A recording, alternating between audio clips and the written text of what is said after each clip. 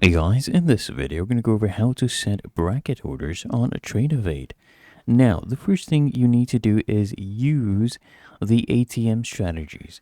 The way you do that, you just come to the bottom left. As you can see, ATM is actually off. Just click on this gear cog, and then I want you to turn it on first. And then you can go ahead and name this anything you want. So you can click on the plus icon and name this whatever you want to set it as. Just test it right there as test. And now, here under show in, you need to go ahead and define how you want it to be shown. So either it ticks or dollar value delta price. I like to leave it at ticks right here based on the chart. And then you choose your type because you can go ahead and set it at take profit plus stop loss, or you can just have it at stop loss only, take profit only, whatever you want.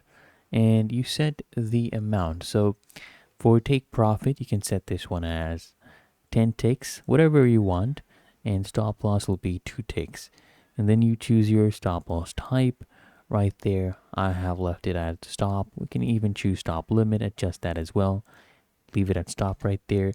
And once you are done, you just go ahead and click save, and you go ahead and place your entry order.